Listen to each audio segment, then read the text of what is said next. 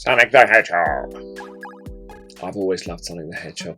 Since I was young, when I had a Sega Megadrive, I've loved Sonic the Hedgehog. But I've always found him hard to draw.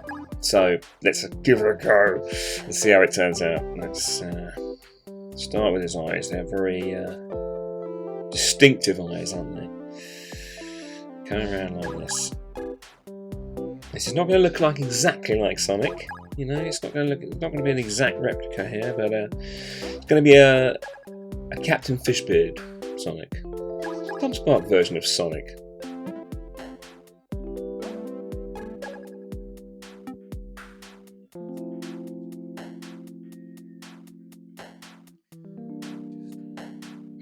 That's not quite there. There we go. That's a bit better. Here we go. Okay, this is looking a little bit Sonic-y now.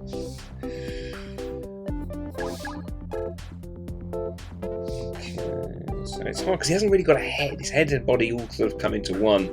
So, probably an ear there, there. And I'm going to go right back here.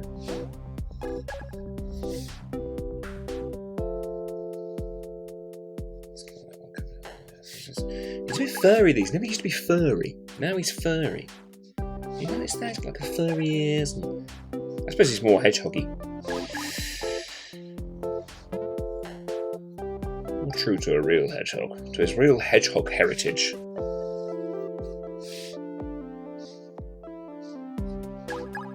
So, something like that. That's not bad. I reckon that'll come together. We ink that and give it a bit of colour. It'll look like a Fishbeard version of Sonic. But that's not bad for now. What I really want to do is a Robotnik now. So I'm going to move him slightly across. Shout. Did he hit me? Jeez. I'm going to do a little Robotnik head here now. Because Jim Carey as Dr Robotnik is awesome. This lovely chin, isn't it? That thing looks like my beard a bit, doesn't it? In shape. And he's got these layers of out like that. And then the big bit about Jim Carey is his colourful eyebrows, like I was trying to do at the start. My eyebrows don't quite.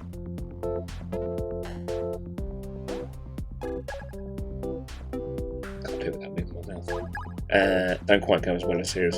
And he's got this crazy hair that goes woo woo across like that. Doesn't make a train noise, I just did that because it's more fun to draw with train noises.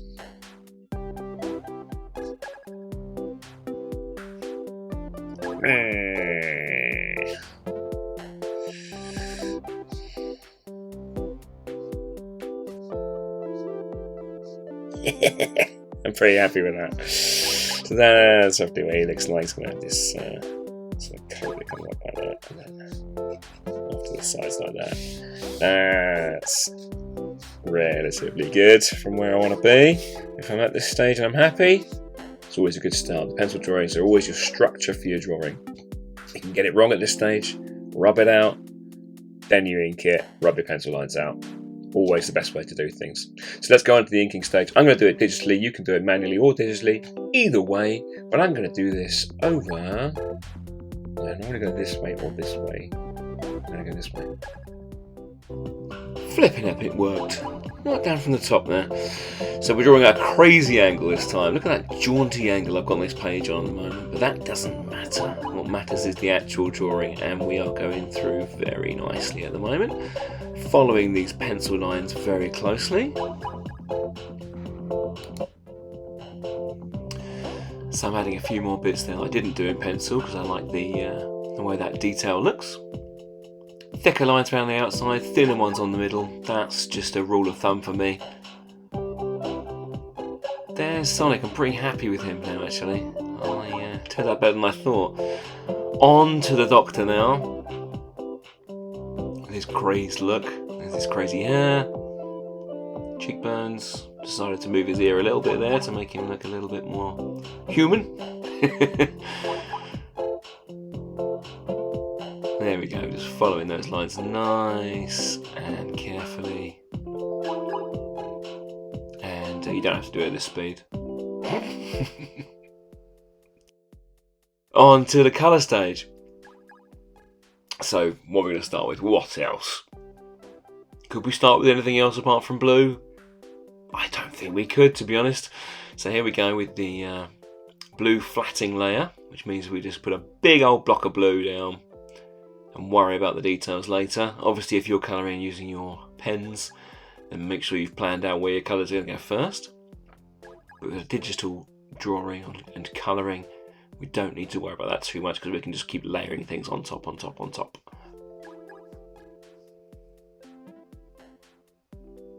So highlights on his eyebrows and a bit round his fur. That's really bringing him to life, I think, giving him much more of a real sort of 3D look. Whitening out the eyes. Nose. When I'm colouring, when things are black, I tend to use grey, just so we don't lose the outline. If I did that black, you wouldn't be able to see where the outlines were on that one. I think it looks better if you just do it a dark grey instead. That's a decent colour for his sort of nose and mouth there, his sort of muzzle, hedgehog muzzle. I think we might use that for the inside of the ears as well. Yeah, that's looking very Sonic-y. I think we just need to add a little bit more detail, smooth out some lines here. And we're almost done with Sonic here.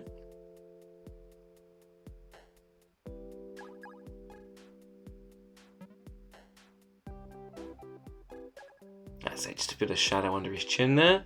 And I think he's looking pretty good. So a few more shades in there just to give the illusion of a bit more shadow.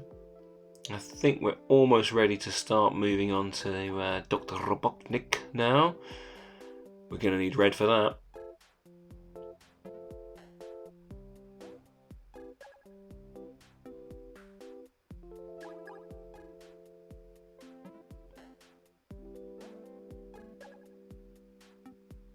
The first Sonic film was so good. It was really, really fun, so I'm really pleased they're doing a second one.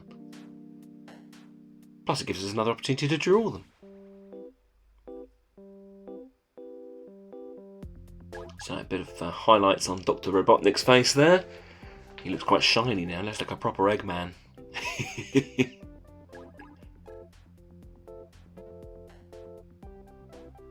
There we go, dark on the inside of his mouth. He's really coming together now as well. A few more highlights, whitening out his eyes. Just got to get his big red jacket sorted.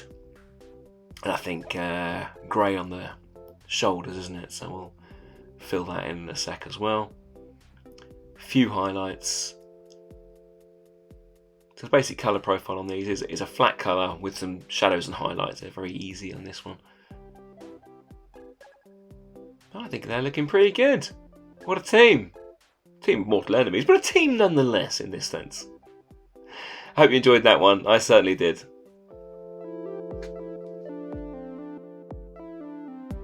Thanks for watching, guys. I'll see you next time on CaptainFishbeard.com.